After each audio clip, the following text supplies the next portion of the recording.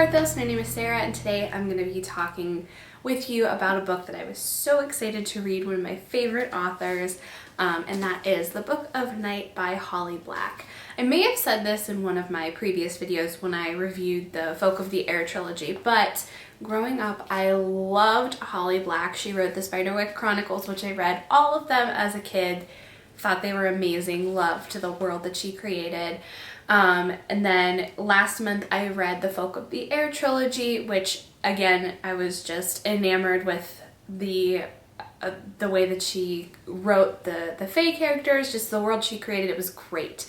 So when I found out that she was writing an adult fantasy book, of course I was super excited to read it.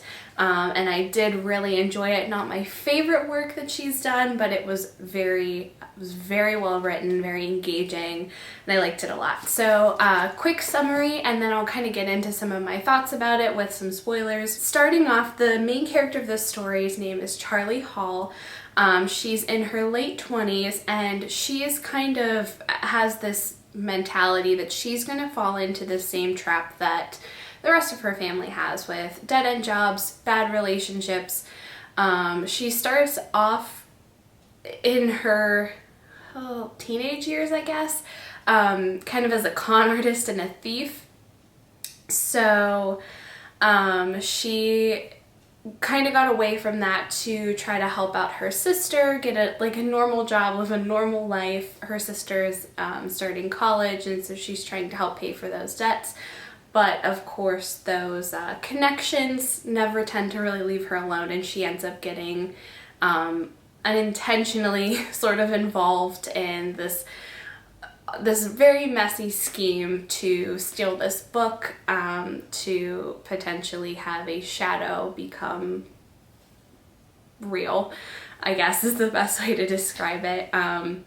And so she has to get involved with some of her newer people that she's met, like her boyfriend Vince that she's been with for just a short amount of time, as well as some people that she's known for a while and has kind of been avoiding, like Lionel Salt, who is a gloamist.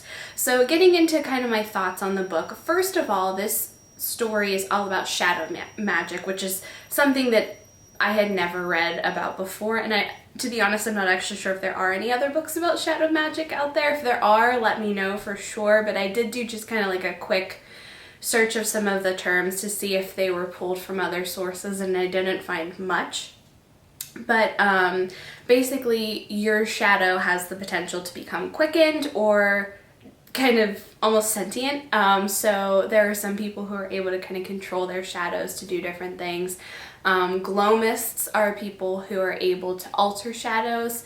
They can kind of disconnect your shadow from you, which some people say leaves you as kind of takes away part of you, and there's always something missing. People can tell if you don't have a shadow, but you can also have it altered to do other things. So you learn pretty quickly, actually in the first chapter, that there is a boy named Remy and his shadow Red, who is very sentient, and they're best friends, and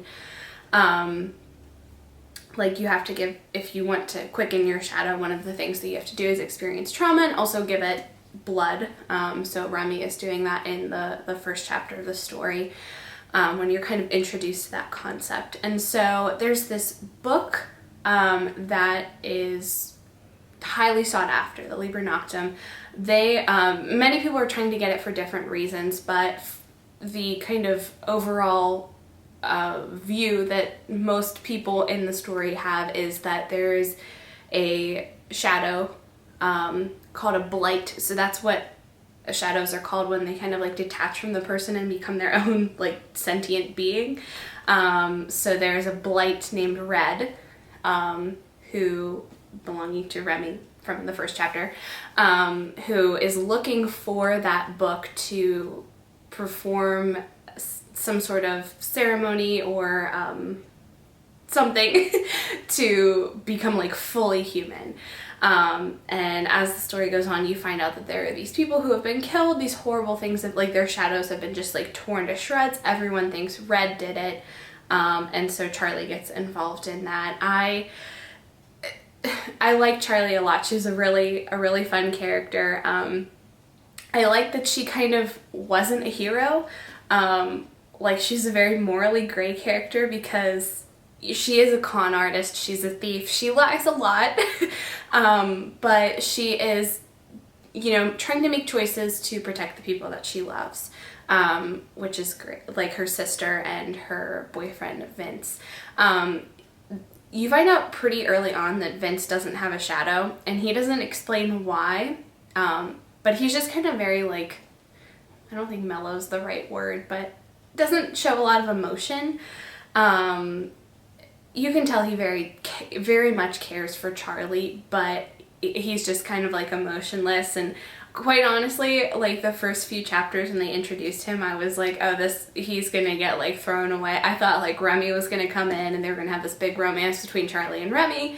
But then you find out that Remy's real name as an adult, or I mean, his real name as a kid too, but as an adult. That was a weird way to phrase that, sorry. His name is Edmund Carver. His nickname is Remy. He's the grandson of Lionel Salt, who's this like big renowned gloamist, really horrible guy. Charlie has some bad history with him. So Edmund Carver, aka Remy, dies, and his shadow, Red, becomes a blight, so it becomes sentient.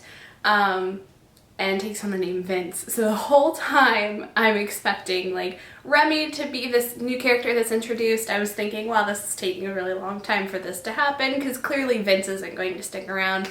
And the whole time Vince is actually Remy's shadow, who just kind of like became sentient and is trying to live as a human, which is kind of weird. So end of the story, he gets captured by Lionel Salt. He actually saves Charlie's life from this other blight that is the one who was actually trying to find this book and kind of take over things. It wasn't actually Red or Vince. He has multiple names. It was this other shadow. So he saves Charlie from that shadow, and then something has to be done with him. Like they don't really want to let him continue like free because they don't really trust him.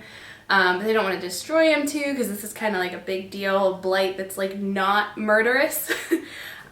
So Charlie says like, I'll take, like, he can become my shadow. She had lost her shadow.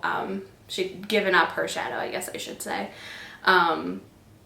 At one point in the story, so she kind of takes Vince on, and that's where the story ends. So I am really excited to see where this story goes because it kind of ended on a cliffhanger. Like, enough was resolved that I was like, okay, this is cool. Like, I don't mind waiting for the next book, but at the same time I have a lot of questions. Like, Shadow Vince, Charlie's Shadow Vince now doesn't really have the same memories. Like, he kind of knows who Charlie is, but kind of doesn't. So I'm wondering, like, what's going to happen with their relationship? Like, how is she going to help him to remember who she is, who he is?